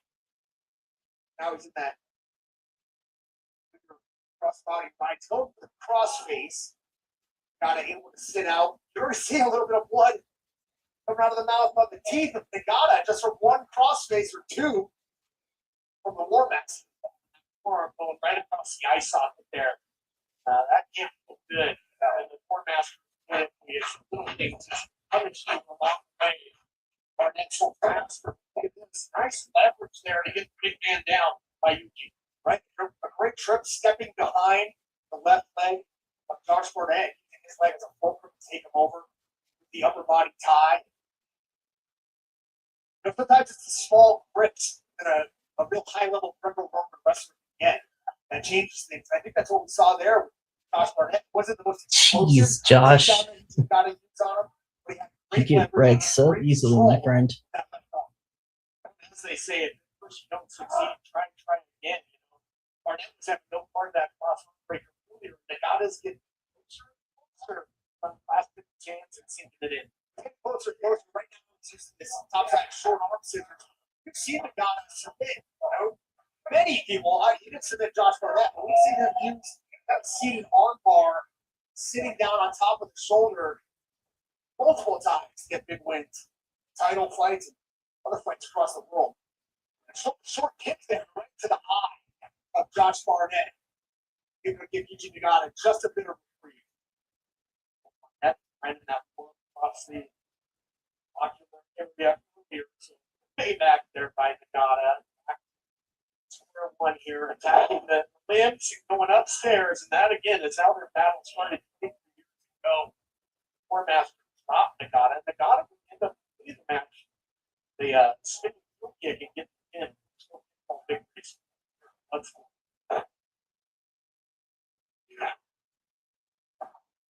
Nagata got the big years ago insult. No outcomes in Barnett's arena of Bloodsport.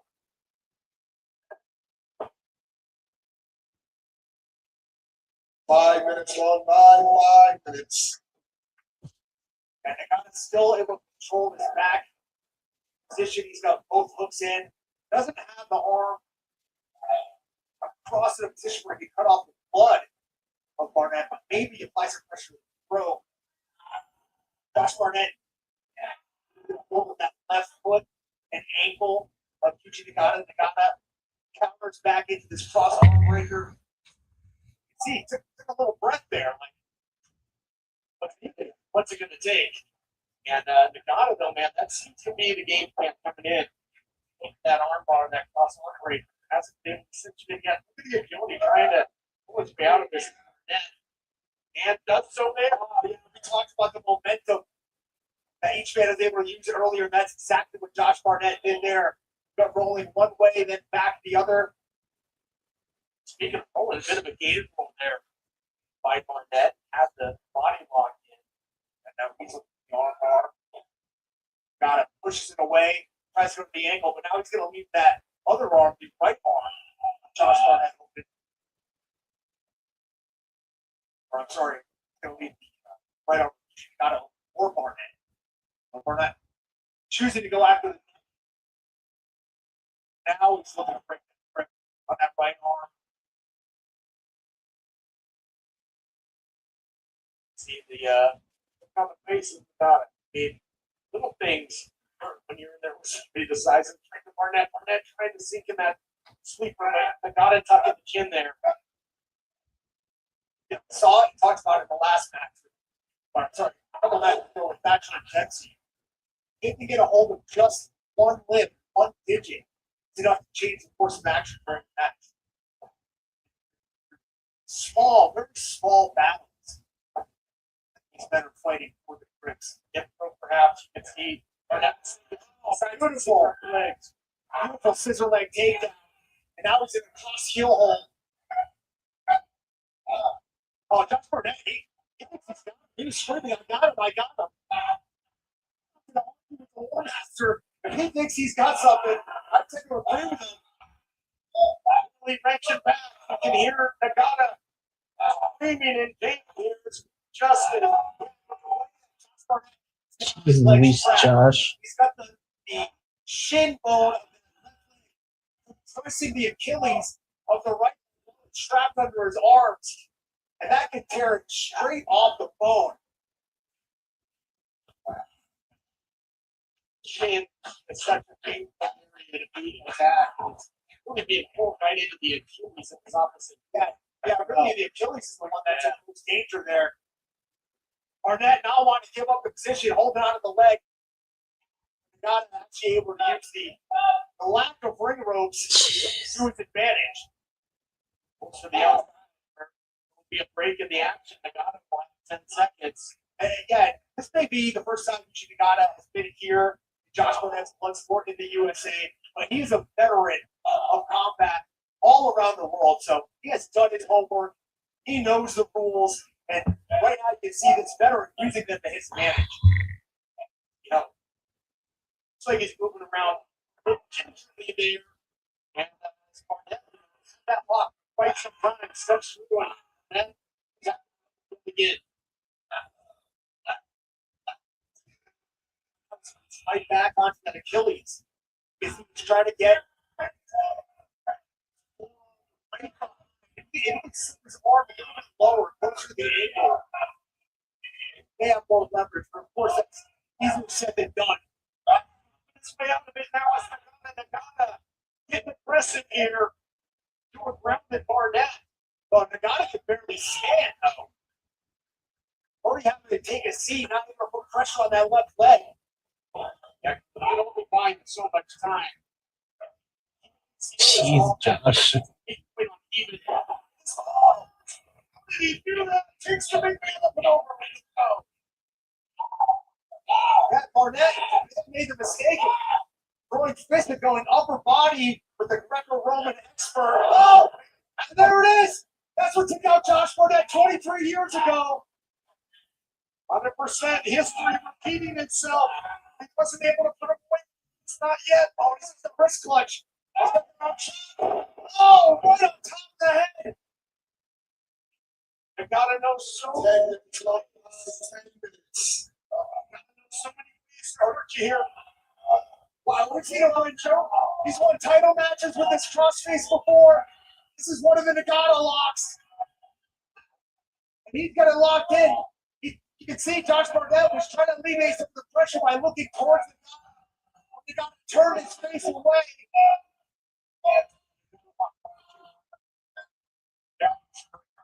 He's got so many ways to hurt you. Can Barnett this? Yeah, this is not only applying pressure to the face, to the nose. You can see it right on the nose of Josh Barnett, but also to that left shoulder. Barnett is changing colors in there. Gets through, gets out of harm's way momentarily, but danger and damage done. Danger and damage done to both men. Nagata fighting on despite barely being able to stand a second ago. Yeah, look up here.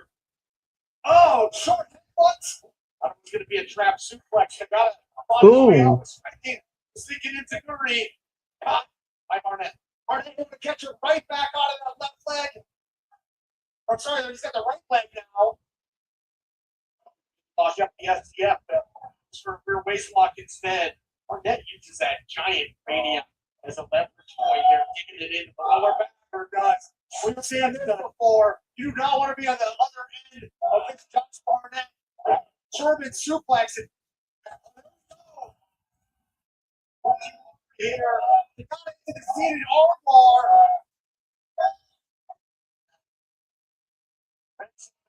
Look at him getting the leverage. And his eyes are going to go white here. Nagata applying that pressure like a great white shark going in for the kill here. Again, the War Master fight on. Got to go to a scary place here. Try and get another win. This time, he's got the arm fully extended. He's sitting down right on top of it. Oh, you can see Barnett's white knuckles trying to hold on. All that body weight down. I don't know. That arm is hanging there like a piece of meat, Tom. I think that arm is pretty much useless, perhaps. Oh, there by Barnett. Wasn't a mistake by the guy to go back to the kicks on the arm, though. We've seen him have a compromised leg earlier on, belonging to match with Josh Barnett, and Barnett able to catch that kick and stirred the tides of the contest at least for a short second. And now Paul checked in on Nagata after that big lariat. Jeez, these two are going at it. We got a real striking work coming here. Oh, big one by Barnett. Front suplex. We saw Nagata's eyes. Oh my gosh. Once again for a different reason. Nagata. Nagata fights on. Fighting spirit is alive and well here in our main event.